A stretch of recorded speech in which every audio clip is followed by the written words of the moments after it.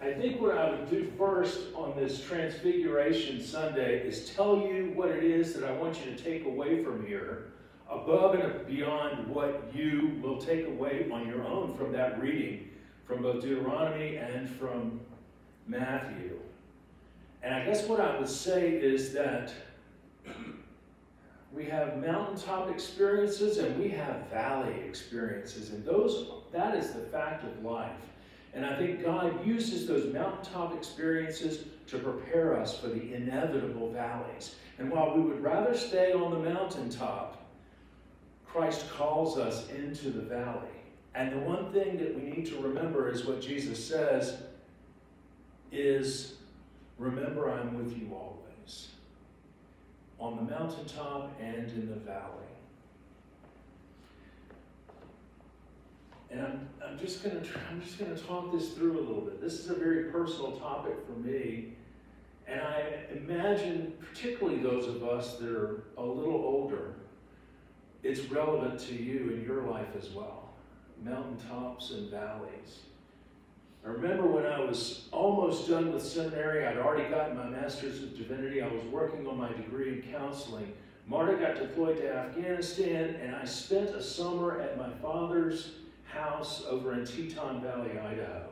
Can I get the next picture? This was I cropped it a little bit, but this was the view in the morning as the sun came up over the Teton Mountains from my dad's house. Can I get one more? This was the sort of the great room with the fireplace and the dining room table. And I spent 2.5 months here while Marta was deployed. And I would wake up in the morning and I would have coffee and I would watch the sunrise over the Tetons. I would have breakfast, I would listen to the radio, I would read for my counseling degrees, different books that I was reading. During the trip, maybe get one more, my dad came to visit, and we went up to the ski resort, summertime. There's my dad sitting next to some woman. I had absolutely no idea who she was. My dad had this talent of just finding people and just starting to talk to them. And sure enough, she was from Jacksonville, Florida too. And they ended up having this like 1.5 hour long conversation, sitting out in the sunshine together. What's my next slide? What's it look like? Yeah, one more. This is Sleeping Indian. And you know what? I didn't want to leave. Marta wasn't coming home till November. School started back up. I knew that I was facing going into CPE, clinical pastoral education, and the hospital. And ministry is challenging in a way that I've never been challenged in my life. And I didn't realize fully what a challenge it would be. It's wonderful, but it has different challenges. And you know what? I wanted to stay there. I wanted to call Marta and say, look, we need to just stay here. And I don't want to go back down off the mountaintop. In this time period, I felt like I was really connected with God.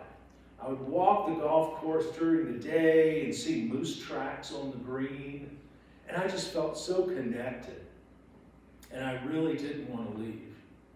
But eventually, I had to come down from this particular mountaintop experience. I wonder if you've had experiences like that, where you felt really connected and close with nature, with God, and you didn't want it to end. Can I get my next slide? So if we read this, as always I say, we read this just on a surface level, a historical fact. What happened here?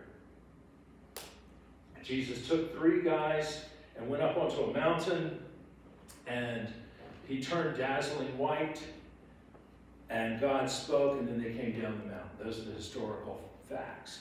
But if we dig deeper into this, look at the symbolism that we have going on here. You have Elijah and Moses. Last week I preached about Jesus saying, I didn't come to abolish the law, but I came to fulfill things. I came to complete things. And if you think of Moses and Elijah, look at Moses with the tablets. Moses represents the law. Elijah The prophets. You can't just have all prophets who rage against the machine. You have to have a system that is the machine. So you have to have both. And then you have Jesus in the center. You see the symbolism that Matthew is communicating. It's not just this happened. It's here's some deeper meaning behind this. And look at the tendrils that connect all the way back to the beginning of time as Jesus is the fulfillment. We see, my next slide, we see Moses comes down from the mountain. And what is it about Moses? It's similar to Jesus. What is Matthew trying to tell us about Jesus when he puts Moses in there? Moses' face also is shining like the sun. Jesus shined. Matthew is telling us something deeper than just a set of facts that just had to happen. Moses' face shines like the sun from his mountaintop experience, but what has to happen to you and to me? First, can I get my next slide? You got to come down to chaos. Moses had just about had it. He's dragged the Israelites kicking and screaming all the way out of Egypt, where they're still griping and bitching and complaining about the wonderful flesh pots in Egypt and all that kind of thing. Moses is having to talk God out of killing all of them. Numerous times, Moses goes up the mountain the first time, and God says, oh boy, we've just chiseled in these 10 commandments, but I just went down and checked on what's going on down there, and you're not going to believe it. It's chaos. You better get down there. And Moses comes down, and they put together this golden calf because they figured, Moses, you've been gone so long. Aaron, you got to give us a God to worship. And Moses has to go down the mountain into chaos. Even Aaron, his brother, says, oh, hey, it wasn't who. He's the one who said, bring me all the gold and your jewelry. Even he says, look, it really wasn't my fault. But this is the pattern, it seems. The pattern. It's up and down. Does your life have valleys, peaks and valleys? Mine sure does. We spend so much of our life, particularly in the first part of our life, problem solving. Here's a problem that presents itself. I got to solve it. Once I solve that problem, everything's going to be fine, right? The only thing is another problem comes. And you say, well, once I solve that problem, everything's going to be just fine. But as you get older, you realize it's just one problem after another. They never end, do they? They never end. And it's this pattern. Can I get one more? Jesus also, if we connect this symbolism, Jesus tells them on the mountaintop when Peter says, hey, this would be so cool to just stay here. Why do we need to go back down the mountain? This is perfect. I'll build 3 little shelters for you guys, and we'll stay up here too. And Jesus says you got to go down in order to come up. And he says you can't stay up here forever. I was going to title this sermon from a line in the Blues Brothers. You don't have to go home, but you can't stay here.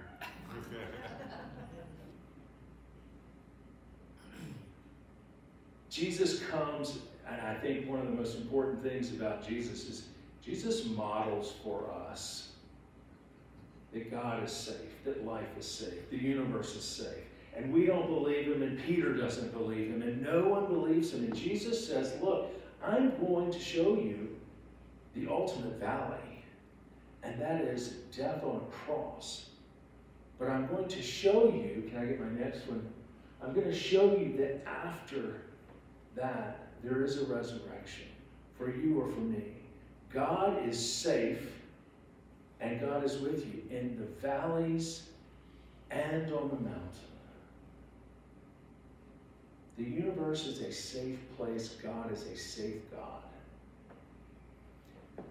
No matter where you are, Jesus says, I am with you always. Can I get my last slide? I think it's my last slide.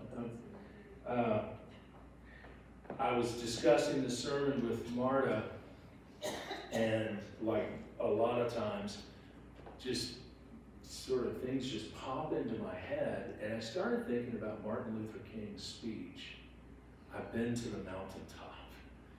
And it just seems to fit. Note the prophetic witness that Martin has in this speech the night before he is gunned down at the Lorraine Motel in Memphis. Can you play this for me?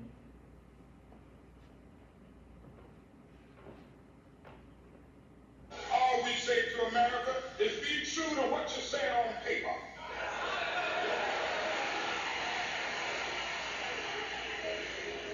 If I lived in China or even Russia or any totalitarian country, maybe I could understand some of these illegal injunctions.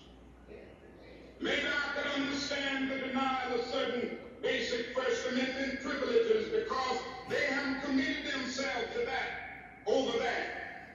But somewhere I read of the freedom of assembly. Somewhere I read of the freedom of speech. Somewhere I read of the freedom of press. Somewhere I read that the greatness of America is the right to protest far right.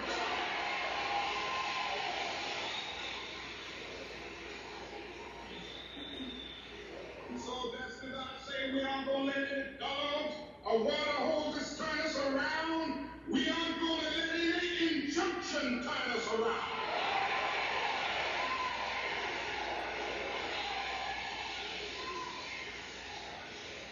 Well, I don't know what will happen now.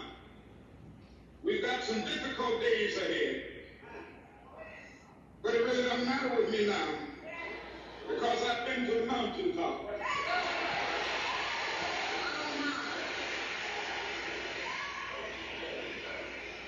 Like anybody, I would like to live a long life. Longevity has its place. But I'm not concerned about that now. I just want to do God's will. And He's allowed me to go up to the mountain. And I've looked over and I've seen the promised land. I may not get there with you, but I want you to know tonight that we as a people will get to the promised land.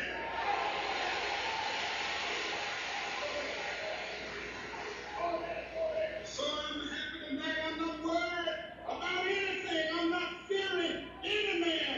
My eyes have seen the glory of the coming of the Lord.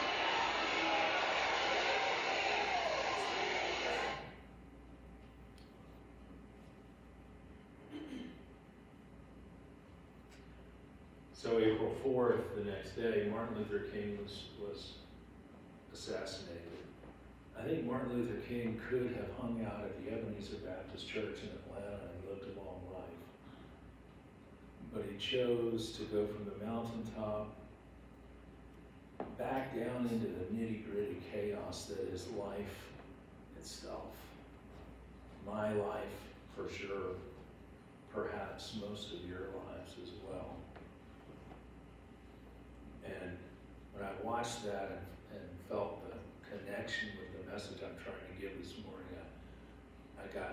Mark and I both got very emotional and were teary-eyed because I think it's such a good example of, I know it was 50 years ago, but it's pretty current, if you will, of having those mountaintop experiences that prepare us for the small deaths that occur in all of our lives, as well as our final death that leads to resurrection. As I wrap up here, what does Jesus mean when he says, or why does Jesus say, don't tell anyone what you have seen? And he says this a lot.